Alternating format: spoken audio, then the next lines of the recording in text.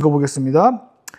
마태복음 4장 12절. 예수께서 요한이 잡혔음을 들으시고 갈릴리로 물러나셨다가 나사렛을 떠나 스불론과 납달리 지경 해변에 있는 가버나움에 사서 사시니.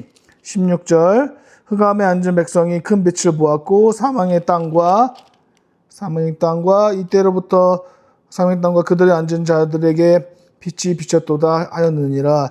이때부터 예수께서 비로소 전파하여 이르시되 회개하라 천국이 가까이 왔느니라 하시느라. 아멘. 4장 12절을 한번 보세요. 예수께서 요한이 잡혔음을 들으시고 갈릴리로 물러가셨다가.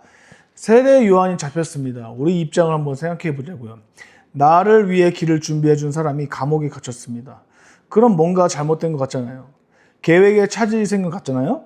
근데 전혀 아니에요. 이게 오히려 본격적인 시작입니다. 예수님이 사랑하셨던 그 요한이 감옥에 갇혔습니다. 근데 왜 예수님은 어떻게 하셨어요? 갈릴리로 물러가셨습니다. 여러분 후퇴처럼 보이시죠? 그런데 이게 후퇴가 아니에요. 사실 이것도 이사야의 예언의 성취예요. 17절을 보면 이때부터 예수님이 비로소 전파를 시작하십니다. 요한의 문이 닫히는 순간이 예수님의 문이 열리는 순간이었습니다. 하나님의 타이밍은 우리 눈에 이상하게 보일 때가 있어요. 내가 기다리고 있는데 더 안 좋아지는 것 같고 앞이 막히는 것 같고 이게 맞는 길인가 싶을 때가 있잖아요. 그런데 오늘 본문이 보여줍니다. 하나님은 어떤 상황에서도 계획을 멈추지 않으십니다. 13절, 15절을 한번 보시면 예수님이 가신 곳이 어디예요? 가버나움이에요. 스불론과 납달리 지경. 이 지역이 어떤 곳인지 아세요? 이스라엘 역사 안에서 가장 먼저 아수르에게 짓밟힌 땅입니다. 이방인들한테 오랫동안 지배당한 곳이에요. 유대인들 사이에서 변방 취급 받던 지역입니다. 랍비들이 가고 싶어하는 곳이 아니었어요. 그런데 예수님이 그 땅을 선택하십니다. 마태는 이사야 9장 2절에 이렇게 얘기합니다. 흑암에 앉은 백성이 큰 빛을 보았고 사망의 땅과 그늘에 앉은 자들에게 빛이 비치도다. 가장 어두운 곳에 빛이 임했습니다. 이사야가 이 예언을 한 게 700년 전이에요. 700년 동안 이 땅은 여전히 어두웠어요. 그래도 기다렸어요. 그리고 마침내 그 빛이 갈릴리에 임했습니다. 사람들은 빛이 언제 오나 기다리고 기다렸어요. 700년 동안 이 땅은 어둠 속에 있었습니다. 그리고 지금 그 빛이 왔습니다. 성전이 있는 예루살렘이 아닙니다. 화려한 중심지가 아니에요. 변방입니다. 어둠 땅이었던 갈릴리에 예수님이 오신 겁니다.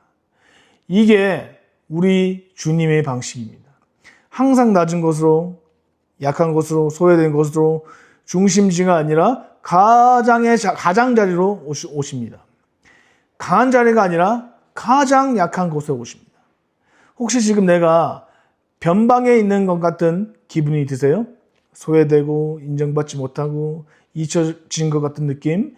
내 인생은 뭔가 변두리에 있는 것 같은 느낌? 예수님은 바로 그 자리로 오십니다. 18절입니다. 갈릴리 해변에 다니시다가 두 형제 곧 베드로라 하는 시몬과 그의 형제 안드레가 바다에 그물을 던지는 것을 보시니 그들은 어부라.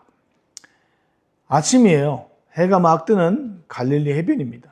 시몬과 안드레가 그물을 던지고 있어요. 그냥 평범한 아침입니다. 이렇게 평범한 날 예수님이 오신 거예요. 특별한 날이 아닙니다.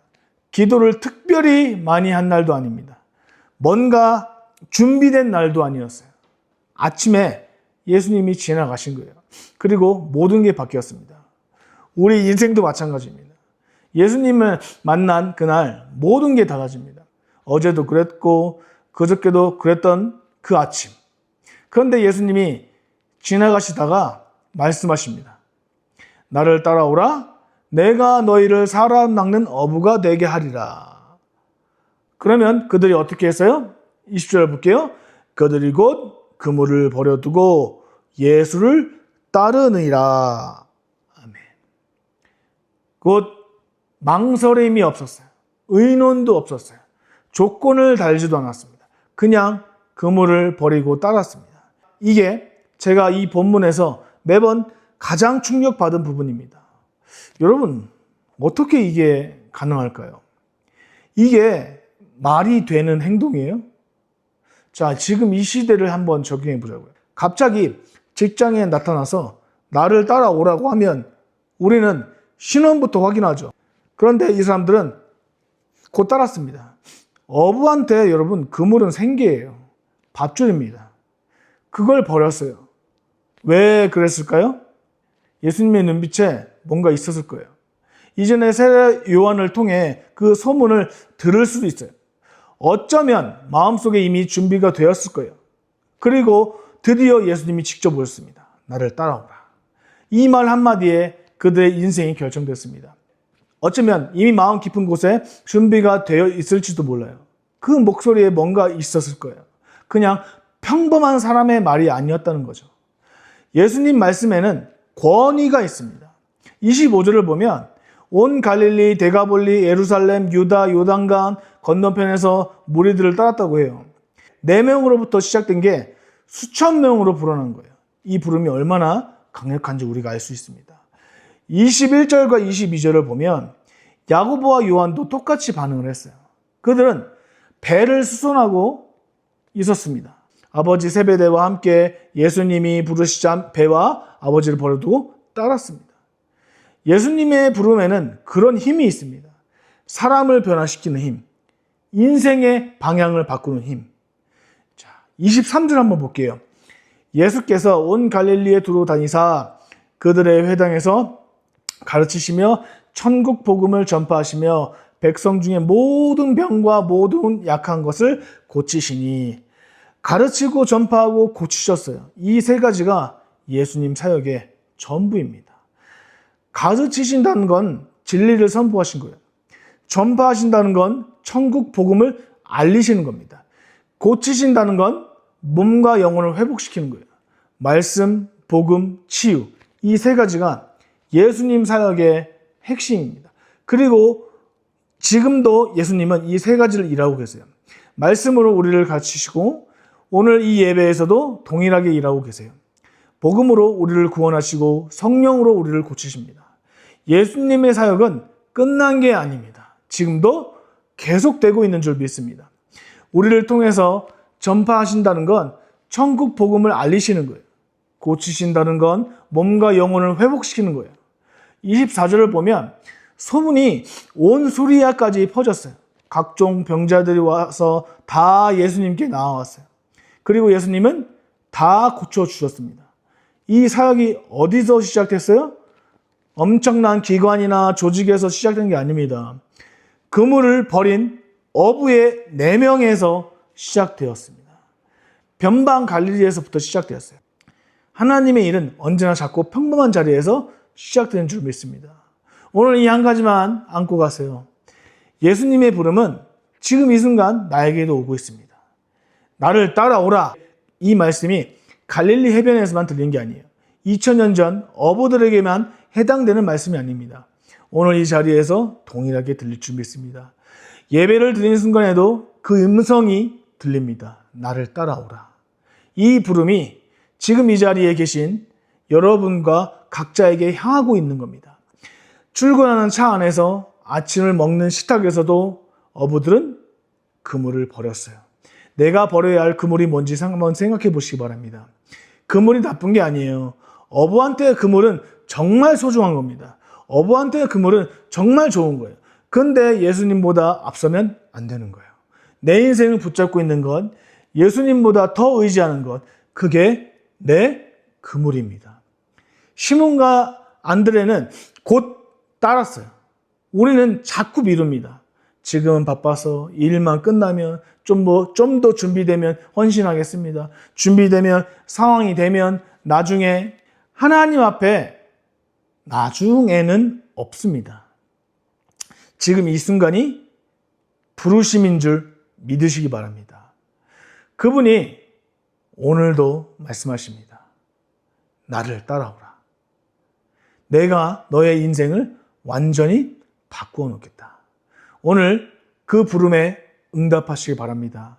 그물을 버린 어부들처럼 지금 이 자리에서 예라고 대답하세요. 그 한마디가 여러분의 인생을 바꿀 줄 믿습니다. 그분을 버린 어부대의 이름이 2000년이 지난 지금도 전 세계 수억 명의 사람들을 기억하고 있습니다. 그게 예수님을 따른 한 걸음의 결과입니다. 기도하겠습니다. 주님, 오늘 말씀 앞에 섰습니다. 주님이 나를 부르셨습니다. 예수님이 나를 부르셨습니다. 어부들을 부르신 그 음성이 오늘도 우리에게 들립니다. 나를 따라오라.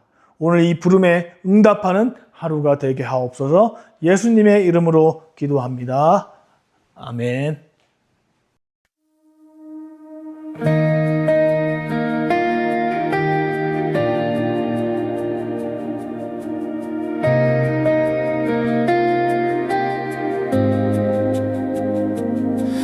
I rise before the break of day, while the world still sleeps. I kneel and pray. Fear may come, but I'm not alone. Your strength in me makes the unknown known. You're the God who never sleeps, still at work when no one dares to dream. Your purpose is the plan, your glory is my sky. You build what's eternal and will never die.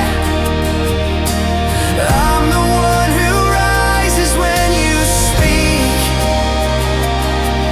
Your spirit moves and lifts my feet.